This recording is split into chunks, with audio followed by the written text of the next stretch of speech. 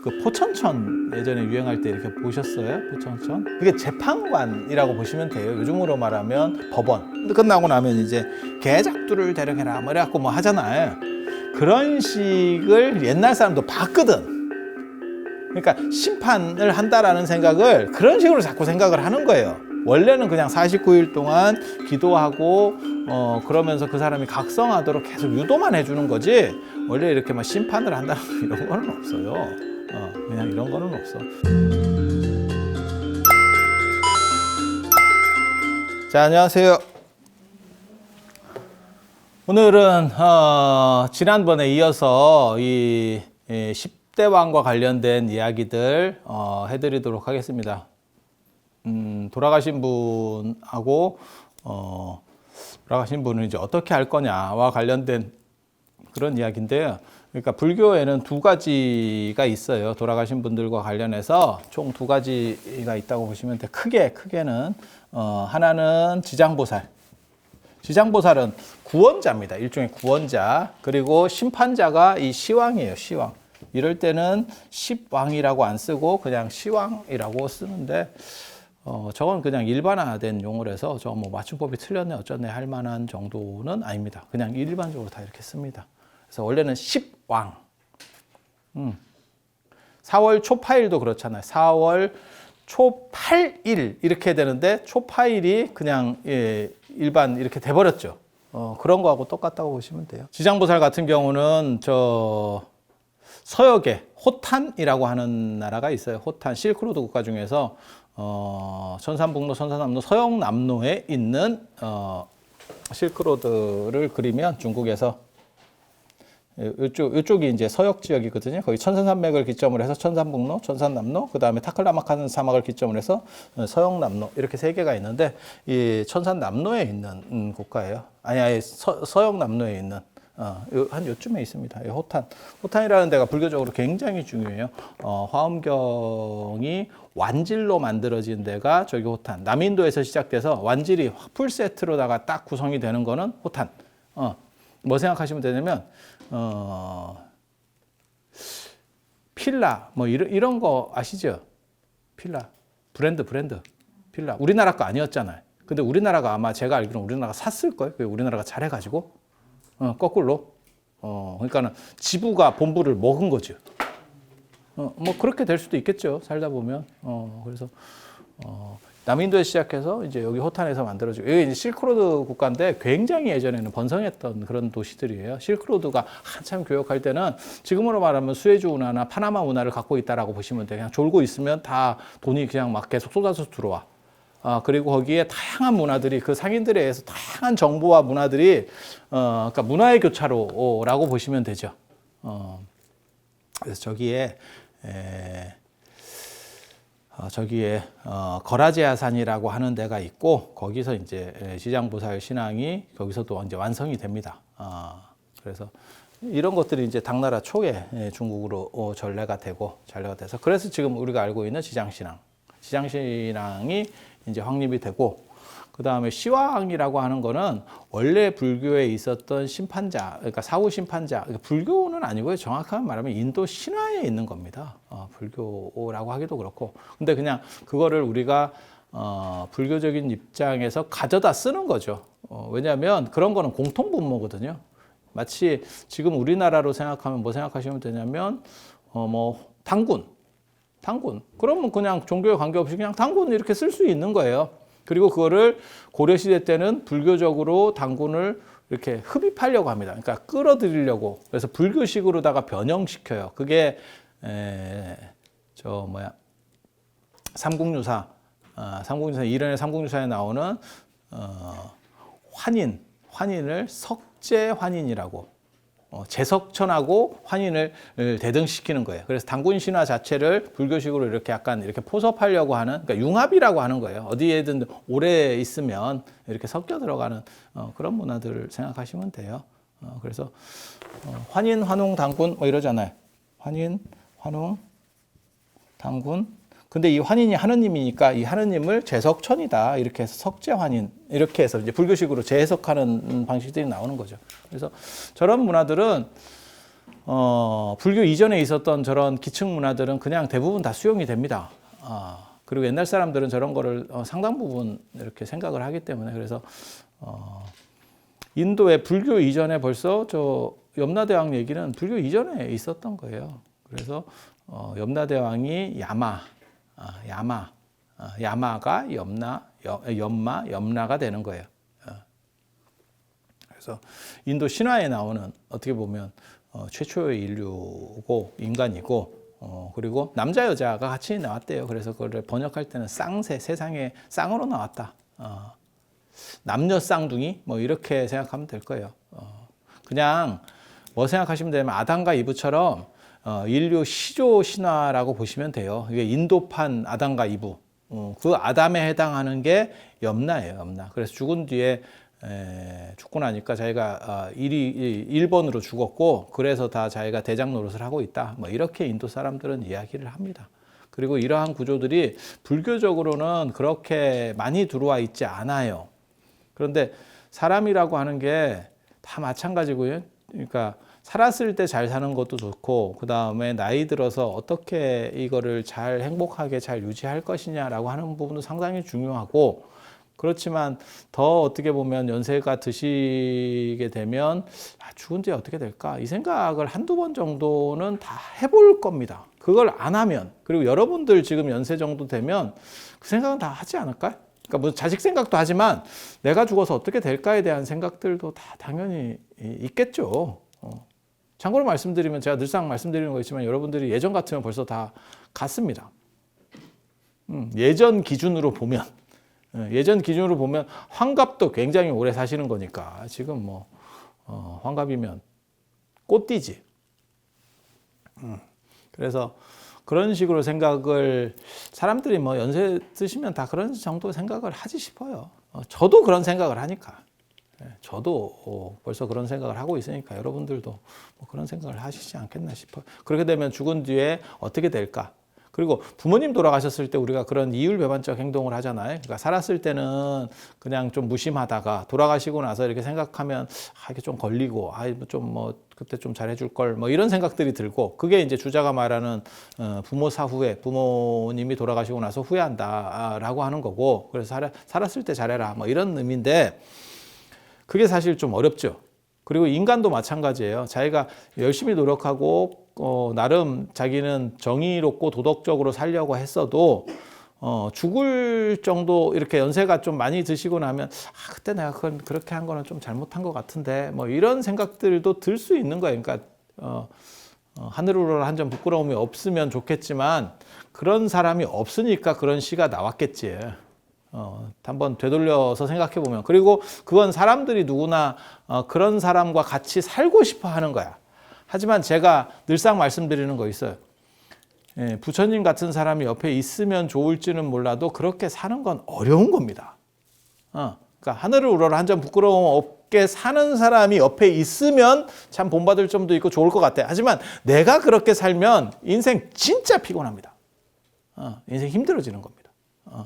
그렇다 보니까 사람이 도덕적이려고 해도 문제들이 다 이렇게 지나고 나면 문제들이 좀 있죠. 그래서 내가 죽은 뒤에 어떻게 될까에 대한 이런 두려움, 그 다음에 막연한 공포, 그게 없으면 생물체가 아닐 거예요. 고등동물은 다 그 생각은 있을 거야. 죽음에 대한 공포. 그러다 보니까 이제 불교적으로는 이 염라대왕을 그렇게까지 대단하게 막 이렇게 불교 경전에 잘 안 나와요. 그렇게 세게 많이 나오는 불교가 아닙니다. 그냥 쬐끔 나오는 거야. 왜냐면 인도 문화고 그거는 불교적인 얘기를 하다 보니까 좀 들어가는 정도밖에는 없는 거야. 그러니까 불교가 강조하려고 하는 내용이 아니에요. 그런데 중국 사람들 입장에서는 이런 데 사람들이 다 관심이 있으니까 이 부분이 이제 중국에 와서 확대된다고요. 그리고 인도는 윤회론이니까 윤회를 하면 끝나요. 뭐 이런 식으로 해서 좀 더 자기네 내세관, 그러니까 사후세계관이 좀 더 정립되어 있다면 중국 같은 경우는 그게 상대적으로 적어요. 불교가 들어오기 전까지 사후세계관이 체계적으로 정립이 안 됐습니다. 그러다 보니까 중국 사람 그렇다고 해서 인간이 이게 두렵지 않느냐, 관심이 없느냐, 그거는 아니에요. 제가 늘상 말씀드리는 거 있거든요. 모든 사람이 자기와 관련된 거, 그 다음에 자기의 미래와 관련된 거 이런 거 다 관심이 있습니다. 그러니까 점이라고 하는 거는 아마 인간이 존재하는 한 없어지지 않을 거다라고 생각해요. 그리고 그런 미래 예측, 그 다음에 어떤 강자가 나를 보호하는 거, 수호하는 거, 그래서 내가 좀 이렇게 행복해질 수 있는 거, 그런 키워드 속에, 그러니까 점과 비슷한 키워드 속에 종교도 존재한다고 보시면 돼요. 그거를 신이 보호해 준다라고 하면 유신론적 종교가 되는 거고, 불교는 수행을 통해서 그걸 극복해낼 수 있다. 내 힘으로 그걸 극복해낼 수 있다라고 생각하는 거는 이제 자력적 종교가 되는 거고, 그 차이가 있는 거지. 사실은 논리 구조만 보면, 그러니까 범주적으로 보면 비슷해요. 그러니까 결국 자기의 행복과 관련된 자기 관심이에요. 그래서 사후 세계랑 관련된 생각들을 다 하게 되고, 그래서 중국에 오면 이게 이제 이렇게 비약적으로 커지게 되는 거예요. 염라를 중심으로 해서 쫙 커지게 되는 거예요. 그리고 중국에서도 세 지역이 아주 이렇게 뭐랄까 약간 무속적이고, 그 다음에 정령 숭배, 뭐 안 그러면 이렇게 약간 좀 야리한 지역이 있어요. 세 지역이 중국에서. 우리는 상대적으로 그런 부분들이 상대적으로 좀 적은 민족입니다. 한국이. 그러니까는 뭐 기복 신앙이라든지 안 그러면 약간 미신적인 게 상대적으로 적은 게 사실 한국 사람이에요. 여러분 몰라서 그래요. 일본이 우리보다 심합니다. 일본이 우리보다 심합니다. 그거는 일본은 바다가 많아서 바다로 나가서 죽을 돌발 위험이 크기 때문에 그래요. 우리나라도 마찬가지예요. 그러니까는 뭐 직장 생활 하시는 분들은 사실 그게 상대적으로 적고, 장사하시는 분들이 그런 거를 더 좋아합니다. 왜? 그거는 이게 편차가 심하거든. 어떤 때는 아니 직장 생활하면 그냥 월급 똑같이 나오는 거고, 망하면 사장이 망하는 거고, 아니 망하면 안 되지. 조금 손해 보면 사장이 손해 보는 거고, 망하면 나도 망하는 거니까. 그다음에 잘 돼도 그게 사장이 먹는 거지 나랑 큰 관계 없잖아. 나는 내 월급만 꾸준히 나오면 되니까 사람이 그 부분에 대해서 뭐 더 운이 좋아야 돼 이런 생각 잘 안 합니다. 뭐 승진이라든가 이런 특별한 때 외에는. 그런데 장사하시는 분들 입장에서는 하루 매출이 이게 그렇다고 이게 인과관계가 뚜렷하지도 않아요. 왜 이쪽에는 매출이 좋지? 뭐 이런 거를 판단하기가 좀 어려운 게 있어요. 그러니까 뭐 코로나처럼 해가지고 뭐 인터넷 쪽은 특수를 누려가지고 엄청나게 이렇게 성장을 했고, 그 다음에 일반 이런 가게들은 이제 뭐 죽고 뭐 이렇게 됐다. 이거는 우리가 인과관계를 딱 추산할 수 있는데, 이게 실제로 그게 인과관계 추산이 안 되는 부분들이 많이 있습니다. 그렇다 보니까 이제 운이라든지 뭐 재수, 대통 뭐 이런 것들 많이 따지게 되죠. 사업하시는 분도 뭐 비슷한 상황이 되는 거고. 그래서 그런 분들이 더 기복적이 될 수밖에 없는 구조가 만들어져요. 그런데 이게 지역적인 부분도 있어요.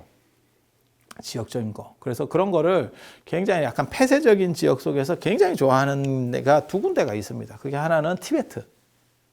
그래서 티베트가 굉장히 주술적입니다.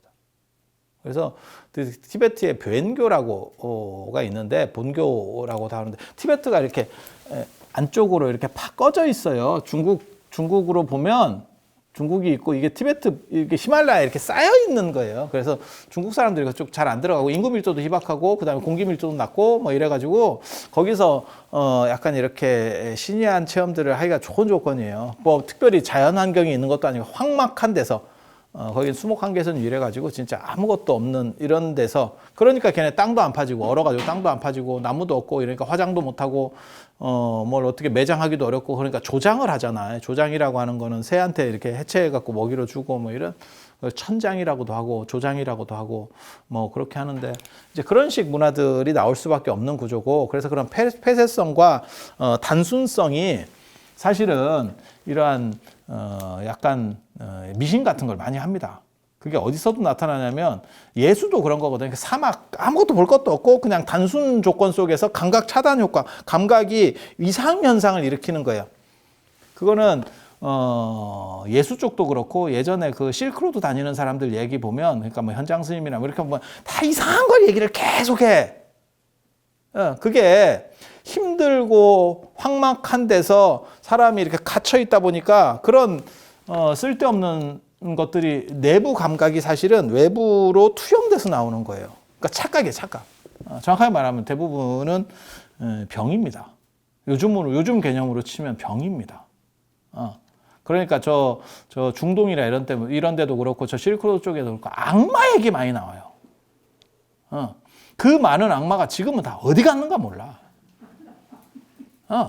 옛날에 겁나 많았거든. 그런데 티베트도 비슷해요. 티베트도 환경이 비슷하다고 보시면 돼요. 그래서 이쪽에도 많고 그다음에 사천 지역에도 그게 많아요. 사천은 의외로 사천이 어디냐면 삼국지로 얘기하면 저기 유비의 총나라 있는 데가 사천이에요. 여러분이 아시는 건 그냥 사천 짜장, 사천 그다음에 매운 음식, 마라탕 이런 것도 아마 사천 관련될 걸. 그래서 그런 쪽이고 그게 약간 이렇게 거기도 산으로다가 이렇게 경계가 막혀가지고 걔네가 약간 독립적으로 움직여요. 근데 거기는 먹고 살기는 좋고 풍요로워. 근데 인구 밀도는 낮고 산지가 많고. 그래서 사천이 이제 4개의 강이 흐른다 그래서 사천인데 괜찮아요. 거기는. 그래서 이렇게 사막이라든지 황막한 데하고는 또 다른 이런 데 대부분 애니미즘 쪽으로 많이 발전합니다. 애니미즘 쪽이. 그래서 뭐 정령 뭐 어쩌고 이런 것들 산에서 뭐 도깨비가 나와요 이런 식으로. 그러니까 사막 쪽은 악마 이런 게 나오고 그러니까 그 구라 유형이 있어요. 정확하게 보면 구라 유형들이 있어. 근데 하필 또 이 사천이 티베트 쪽하고 붙어 있어요. 그러니까 이쪽에서 시너지 효과가 나서 더 얘기들이 많을 것 같아. 딱 생각을 해도. 그리고 중국은 워낙 땅이 넓으니까 요 산동 쪽에도 그게 하나 있어요. 그게 이제 태산을 중심으로 해서. 우리 예전에 그 태산 갔었는데, 그 태산이 4, 5세계고 뭐 이렇다니까 예전에는. 그래서 세 지역이 굉장히 아래요. 근데 태산 쪽은 그나마 이쪽. 태산 쪽은 그나마 좀 깔끔한 스타일이고, 그래서 태산이 제가 얘기했잖아요. 태산이 높다 하되 뭐 하늘 아래 메이로다라고 하지만 실제로 태산은 1,500m밖에 안 된다. 그렇게 대단한 산도 아니다. 단 저기가 신선들하고 연결되는 어떠한 이런 통로, 그다음에 사후세계랑 연결되는 통로. 옛날 사람들이 그렇게 생각한 거예요. 그래서 삼신산 뭐 이런 것들도 다 이런 쪽과 관련되고, 그래서 진시황제나 한무제나 이런 사람들도 다 태산에 가서 봉선, 하늘에 제사를 지내고 자기가 지상의 최고권자다라고 하는 거를 태산에서 이렇게 한다. 그러니까 뭐가 똑같은 거냐면 태산이 일종의 히랍 신화로 말하면 올림푸스산 같은 거야. 신하고 칙 통할 수 있는 공간. 그렇게 생각하는 거예요. 그리고 신하고 통할 수 있으니까 사후세계하고 통할 수도 있고. 그렇게. 이 태산에 대한 부분이 나중에 이 태산대왕으로 들어오는 거고. 그리고 여기랑 관련된 이 사천하고 티벳이랑 관련된 이러한 얘기들이, 그러니까 당나라 이제 말에 되면 장천이라고 하는 스님이 있어요. 사천성에 살던 스님인데 그 스님이 이런 걸 버무려 가지고 만든 게 시황이에요. 이런 걸 이렇게 버무려요. 그러니까 실제로는 여기 이 염라대왕 중심으로 되어 있다고 보면 돼요. 근데 중국 사람들이, 그러니까 사람이 죽었을 때 불안하고 힘들고 그거를 원래 불교식 룰로 하면 49일 동안 기도를 하고 부처님을 생각해서 그 사람에게 올바른 정신을 차릴 수 있도록 해준다. 그래서 그 사람이 스스로 자신을 자각해서 각성해서 좋은 세계로 간다. 이게 원래 불교 룰이에요.